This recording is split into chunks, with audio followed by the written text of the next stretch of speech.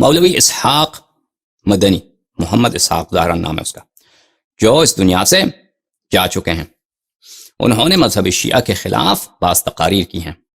ان تقاریر کو ہم نے دیکھا ہے، اور آپ کی خدمت میں عرض کریں کہ ہمیں لگتا تھا کہ یہ بڑے محقق آدمی ہیں، لیکن یہ ہمارا ہمیشہ تجربہ رہا ہے کہ مذہب عمریہ میں جتنے بھی بڑے محققین ہیں، جب وہ شیعوں کے خلاف بات کرنے پہ آ جاتے ہیں تو ان کے پاس کوئی مواد نہیں ہوتا، کیونکہ اس مذہب کی حقیقت یہ ہے اور اس کے سامنے جو شخص اہل تحقیق ہو وہ خود بخوبی دیکھ سکتا ہے کہ جماعت عمریہ کے پاس ہمارے مذہب کے خلاف کوئی دلیل نہیں، کوئی حجت نہیں ہے، سوائے یہ کہ اگر وہ کوئی احتجاج کرنا چاہیں تو یا کوئی عذر و بہانہ لانے کی کوشش کریں تو ان کا ہمیشہ عذر و بہانہ اس کا لازم جو ہوتا ہے، وہ جو بھی دلیل لائیں گے، جو بھی تعان لائیں گے ہمارے مذہب کے خلاف، اس کا لازم جو ہوگا ان کی اپنی کفر ہوگی. یعنی ایک اپنے کفر کے بغیر یا کوئی بہت بڑی جھوٹ کے علاوہ ہمارے مذہب پہ کوئی اعتراض نہیں کر سکتا. اور اس کا ایک واضح ثبوت آپ کے سامنے یہ بندے حقیر ہے، سراپا تقصیر ہے کہ ہم کئی سالوں سے پکار رہے ہیں جماعت عمریہ کے علماء اور محققین کو، آئیے ہم سے احتجاج کیجئے، محاجہ کیجئے، استدلال کیجئے، محاورہ کیجئے، مناظرہ کیجئے. جو ہمارے اور آپ کے درمیان اختلافی مسائل ہیں سامنے نہیں آتے. دلیل کیا ہے عزیزو؟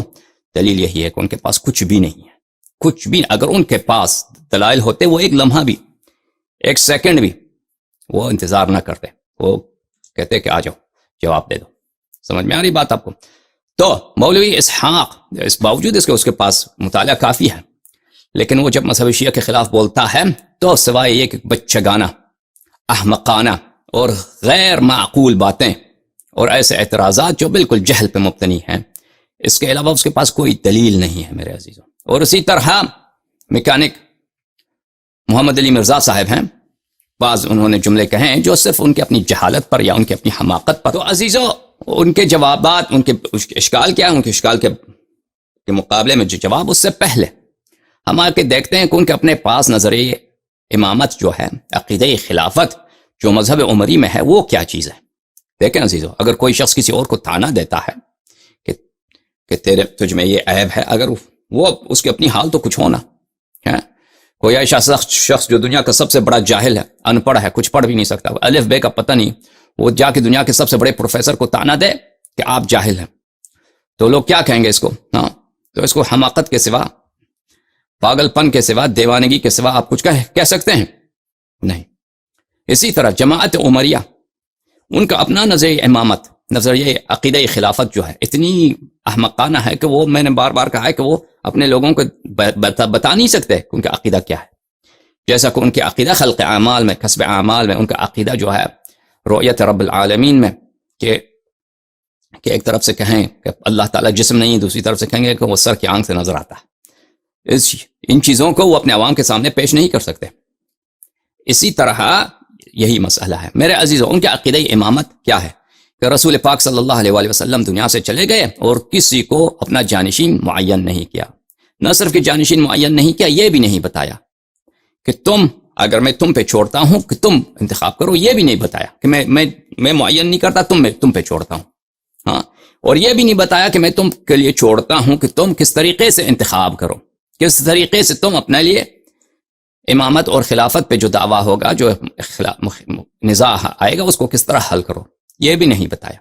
حالانکہ اللہ کو بھی پتا تھا کہ رسول اللہ صلی اللہ علیہ وآلہ وسلم کو دنیا سے جانا ہے، اور اسی طرح خود رسول پاک صلی اللہ علیہ وآلہ وسلم کو بھی پتا تھا. اور میرے عزیزو، رسول پاک صلی اللہ علیہ وآلہ وسلم اور اللہ تعالیٰ نے یہ بھی بتایا کہ رسول پاک صلی اللہ علیہ وآلہ وسلم جانے کے وقت حالت یہ تھی کہ قرآن ابھی جمع نہیں ہوا تھا، سنت مدون نہیں تھا. صحابہ کی یہ حالت ہے کہ ان میں جماعت عمریہ کے نزدیک جو سب سے عالم، سب سے اعلیٰ درجے کا، جو سب سے افقہ جو صحابی ہے وہ عمر ہے. اس کو بنیادی باتیں اسلام کی پتہ نہیں، نماز نہیں آتا، ہم نے دکھایا کل آپ کو، طہارت اس کو نہیں آتی.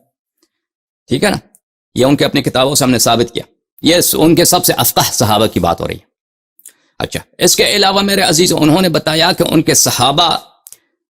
صحابہ ایسے ہیں کہ ان میں سے بہت سارے حوض کوثر پہ آئیں گے اور ان کو جہنم کی طرف دھکیل دیا جائے گا. یعنی آنے والے نسلیں، رسول پاک صلی اللہ علیہ وسلم کے بعد کتنے نسل آئیں گے قیامت تک اللہ جانتا ہے، کتنے نسلیں آئیں گی. ابھی جو ہیں، ابھی رسول پاک صلی اللہ علیہ وسلم کے وفات، ان کی شہادت سے آج تک 1434 سال گزر چکے ہیں. اب آگے قیامت تک کتنے ہزار سال باقی ہیں اللہ جانتا ہے، کتنے نسلیں آئیں گی. تو عزیزوں وہ آنے والے نسلوں میں ان کے بعد میں کتنی ضلالت ہوگی، کتنے ضلالت سے مراد ذات کے ساتھ یعنی گمراہی، کتنے ان میں اختلاف ہوگا، نزاع ہوگا. ان کو تو چھوڑیے، وہ اپنے صحابہ کے متعلق انہوں نے بتایا. صحابہ کے متعلق رسول پاک صلی اللہ علیہ وآلہ وسلم نے بتایا کہ تم میں سے بہت سارے جہنم جاؤ گے.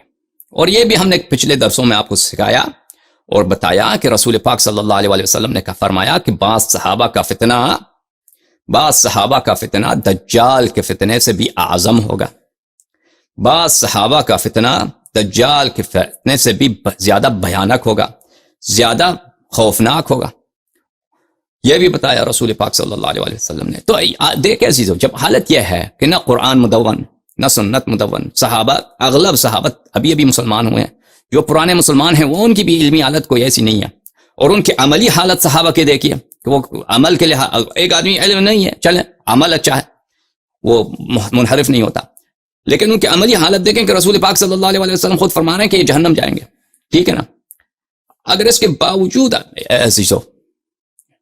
اس کے باوجود کوئی خلیفہ تعین نہیں کرتا اور یہ بھی نہیں بتاتا کہ تم میرے بعد کیا کرو، تم میرے بعد میں تم پہ چھوڑتا ہوں، یہ بھی نہیں بولا، بس دنیا سے چلے گئے.